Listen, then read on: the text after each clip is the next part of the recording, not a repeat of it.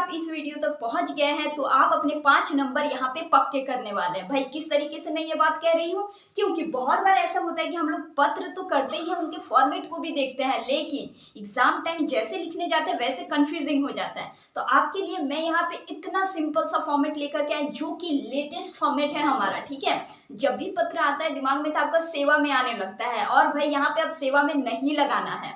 साथ ही साथ आपको डेट में आप लोग जो मेंशन जो करते हैं 2024 या फिर 2023, इससे भी आपका नंबर कटता है। लग रहा है ना आपको ये सारी बात नहीं, लेकिन ये कोई नई बात नहीं है। आपको फॉर्मेट यहाँ पे लेटेस्ट जानने को मिलेगा जो कि बहुत ही इजी है। ठीक है, और एक बार अगर आप इसको देख लेंगे, दोनों ही हमारे औपचारिक और हमारे अनौपचारिक, ये दोनों ही पत्र का अगर आप फॉर्मेट एक बार देख लेंगे अच्छे से और 2-3 सैंपल सेट अगर आप कर लेंगे, तो आई एम श्योर कि आप अपने एग्जाम में सिर्फ और सिर्फ 5 मिनट में ही आप अपने 5 नंबर को पक्के कर सकते हो। ठीक है, तो चलिए भाई वीडियो को स्टार्ट करते हैं हम लोग। आप सभी के यहाँ पे बहुत बहुत वेलकम है। तो हम लोग यहाँ पे समझते हैं कि पत्र का ये फॉर्मेट क्या है। देखिए, आप अपने फिक्स तो करेंगे ही यहाँ पे 5 नंबर, और यहाँ पे आपको लेटेस्ट फॉर्मेट देखने को मिलेगा। ठीक है, क्योंकि आपको एग्जाम में इसी तरीके से लिखना है तो आपको फुल नंबर मिलेगा। ऑलराइट, तो सबसे पहले एक चीज हमेशा दिमाग में बैठा लो, L1L, that is leave one line. जो भी आपको फॉर्मेट यहाँ पे मिलता है, ये लीव वन लाइन को आपको ध्यान देना है। आपको कुल मिलाकर के 4 लाइन ही छोड़ना है, चाहे यहाँ पे आपका ऑफिशियल वाले रहो या फिर अनऑफिशियल, मतलब कि औपचारिक या फिर अनौपचारिक। औपचारिक पत्र मतलब क्या होता है कि ऑफिशियल पत्र, मान लीजिए कि हम लोग कोई स्कूल में देते हैं या फिर कोई भी ऑफिशियल प्लेसेस में देते हैं या फिर समाचार वो सब में हम लोग जब देते हैं, तो क्या होता है कि हम लोग औपचारिक वाले फॉर्मेट को यूज करते हैं। और जो भी हम लोग जैसे अपने रिलेशन वगैरह को आप देते हैं या फिर फ्रेंड सर्कल में देते हैं, तो वो सारे होते हैं अनौपचारिक, मतलब अनऑफिशियल लेटर, दैट इज अनौपचारिक पत्र। इतना तक क्लियर है? तो चलिए हम लोग फॉर्मेट पे अब ध्यान देते हैं। देखिए, ऐसा है कि औपचारिक पत्र में आपको किस तरीके से लिखना है। सबसे पहले तो दिमाग में रखना है कि आपको 4 लाइन यहाँ पे छोड़ना है। ठीक है, तो हमेशा स्टार्टिंग लाइन आपका रहना चाहिए परीक्षा भवन। सेकंड लाइन आपका यहाँ पे रहना चाहिए कोई भी राज्य, चाहे वो नई दिल्ली हो, यूपी हो, ठीक है, झारखंड हो, बिहार हो, कुछ भी आप दे सकते हैं, वो आप है। और अगर रहेगा, अगर गिवन अगर रहेगा क्वेश्चन में, हमेशा ये चीज ध्यान रखना कि खुद से कुछ भी आपको इंक्लूड ज्यादा नहीं करना है। हाँ, आप अपने जितना भी आपका लिखने का जो कैपेबिलिटी है बॉडी में लिखना, मतलब कि यहाँ पे जो है अनुच्छेद में आप लिखना। बाकी ये जो एड्रेस वगैरह जो होता है या फिर नीचे में जो नाम जो होता है, वो जो भी मेंशन किया हुआ रहेगा क्वेश्चन है, बस आपको वही लिखना है। खुद से अपने नाम को यहाँ पे इंक्लूड मत करना। ठीक है, हम लोग एक एक करके सारी चीज को देख लेते हैं। तो सबसे पहले आपको परीक्षा भवन, देन न्यू दिल्ली, एक लाइन यहाँ पे पहला लाइन छोड़ना है। दूसरा आपको यहाँ पे लिखना है पद। अब पद देख लीजिए, स्कूल में अगर आप दे रहे हैं तो प्रधानाचार्य, ठीक है, अगर दे रहे हैं आप संपादक को तो आप संपादक इस टाइप से लिखेंगे। विभाग आपको यहाँ पे मेंशन करना है कि कहीं भी आप अगर दे रहे हैं तो उसका विभाग क्या है, उसको आपको मेंशन करके देना है। वो आपका क्वेश्चन में भी गिवन रहेगा, और पता यहाँ पे आपको लिख देना है। इतना तक भाई क्लियर है? अब फिर से आपको यहाँ पे दूसरा लाइन यहाँ पे आपको छोड़ देना है, और उसके बाद आपको जस्ट नीचे में आपको विषय लिखना है। और विषय में हमेशा ध्यान रखिएगा कि एक ही लाइन में आपको विषय को कवर अप कर लेना है। विषय में आपको ज्यादा लंबा चौड़ा कुछ भी नहीं लिखना है, टू द पॉइंट लिखिए, 1 लाइनर ही लिखिए विषय में।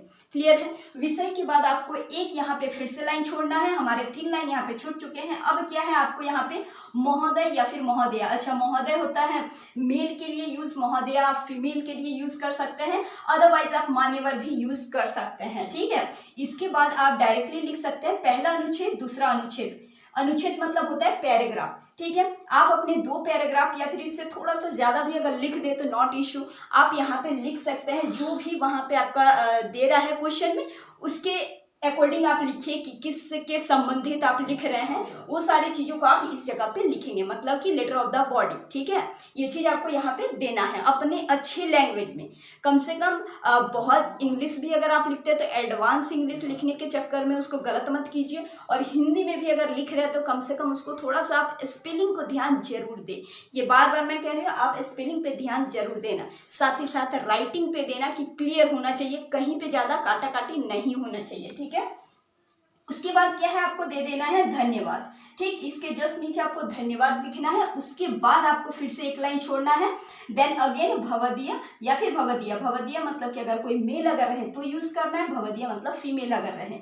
और उसके नीचे जो नेम जो है, देखिए नेम अगर दिया हुआ रहेगा क्वेश्चन में अगर मेंशन हो तो ही नाम लिखना, नहीं तो अपने नाम को नहीं इंक्लूड करना। इस जगह पे हम लोग क ख ग को लिख देते हैं। क्लियर है? यहाँ पे आपको क्या लिख देना है, क ख ग आप लिख देंगे। और बहुत ज्यादा इंपॉर्टेंट जो दिनांक जो होता है, ये दिनांक जो होता है ना, ये भी बहुत कोई गलत लिखते हैं। क्या करते हैं भाई, 21 तारीख, 21 फरवरी ऐसे लिख दिए। अब ये जो है ये साल आपको मेंशन नहीं करना है। ठीक है, ये आपको अगर दिया रहेगा, खैर नहीं रहता है, तो आप यहाँ पे ऐसे 20XX ऐसे करके आप लिख दीजिएगा, क्योंकि साल निर्धारित नहीं किया जाता है। ठीक है, तो इस चीज को दिमाग में हमेशा रखिएगा। अब अगर आपका कहीं पे गिवन अगर रहेगा तो आप लिखिएगा, वो अलग बात है। अब देखिए अनौपचारिक पत्र में हम लोग आते हैं। आई होप कि आपको औपचारिक पत्र पता चल गया होगा। एक आध आप लोग एग्जाम्पल भी देख सकते हैं, और 1 2 3 कम से कम आप 3 से 4 अगर पत्र अगर खुद से अगर लिख लेते हो तो आप एग्जाम में बहुत अच्छे से लिख पाएंगे। ठीक है, मैं ये नहीं कहती कि आप बैठ के बहुत ज्यादा सॉल्व करते रहो बैठ के, नहीं। आप 3 से 4 बहुत ही सटीक तरीके से अगर लिख लिए तो इनफ है, आप एग्जाम में भी लिख के आओगे। लेकिन प्रैक्टिस जरूर करके जाना। ऐसा नहीं कि भाई फॉर्मेट देख लिए, 1 2 एग्जाम्पल कहीं पे देख लिया, हो गया। नहीं, खुद से 1 2 पत्र जरूर लिखिएगा तो आपको बहुत ज्यादा बेनिफिट मिलेगा एग्जाम में, क्योंकि आपके टाइम वहां पे बचेंगे। ठीक है, अब आते हैं हम लोग अनौपचारिक पत्र मतलब अनऑफिशियल। इसमें क्या है भाई, पहला 2 चीज हम लोग का सेम रहता है, परीक्षा भवन और राज्य, यही आप देंगे। उसके बाद एक लाइन छोड़ना है और डायरेक्टली जो औपचारिक पत्र का सबसे लास्ट में था ना, वो उठ के यहाँ पे आ जाएगा, मतलब कि दिनांक हमारा। ठीक है, दिनांक यहाँ पे आ जाएगा। सेकंड इंपॉर्टेंट मतलब 6 मार्च, आप कुछ भी अपडेट आप दे सकते हैं यहाँ पे। इसके बाद फिर से आपको एक लाइन छोड़ना है। देन आपको यहाँ पे संबोधन करना है। संबोधन मतलब सैल्यूटेशन हम लोग जो लिखते हैं इंग्लिश में, वही चीज हमारा हिंदी में रहता है संबोधन। ठीक है, आपको यहाँ पे नाम देना है जिसको आप लिख रहे हैं। सप्रेम नमस्कार आप दे सकते हैं, जो आपसे बड़े हैं। शुभ प्यार आप उसको दे सकते हैं जो आपसे छोटे हैं। इस तरीके से आप लिख सकते हैं इसको। इसके बाद फिर से एक लाइन आपको छोड़ना है।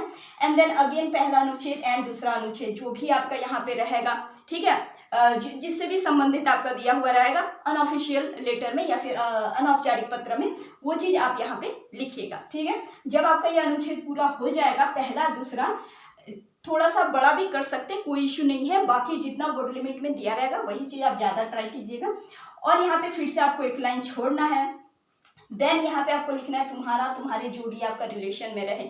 ठीक है, जिसको आप लिख रहे हैं उनके आप क्या लगते हैं, वो रिलेशन आपको यहाँ पे मेंशन करना है। अगर आपसे बड़े हैं तो आपका आपके लगाना है।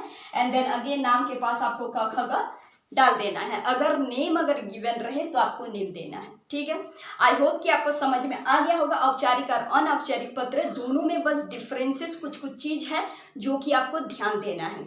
1 2 चीज आपको यहाँ पे ध्यान जरूर देना है कि आप स्पेलिंग पे सबसे ज्यादा फोकस करें, कहाँ लाइन छोड़ना है उस पर आप फोकस करें।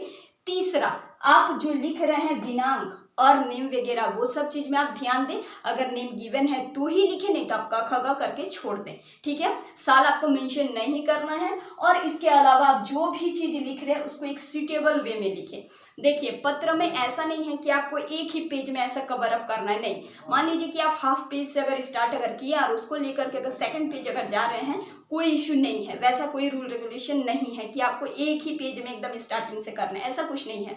आप जहां से भी स्टार्ट करें, अगर आपका सेकंड पेज में अगर जा रहा है आप लिखो, कोई इश्यू नहीं है। लेकिन आपका क्लियर एकदम होना चाहिए, जैसा आपका फॉर्मेट है वैसे ही होना चाहिए। और हमेशा याद रखें कि फॉर्मेट में आपको नंबर मिलता है। ठीक है, मान लीजिए कि कुछ चीज़ अगर गलत भी अगर हो जाता है तो फॉर्मेट में आपको एक नंबर मिलता है। इसीलिए फॉर्मेट को हमेशा ध्यान दें, फॉर्मेट को सही तरीके से लिखें। और ये लेटेस्ट फॉर्मेट है इसीलिए ध्यान भी दें। ठीक है, आई होप कि आपको चीज़ों को समझ में आ गई होगी। और आपका 5 मार्क्स यहाँ पे आप बहुत ही ईजी तरीके से अपने फिक्स कर सकते हो हिंदी के एग्जाम में।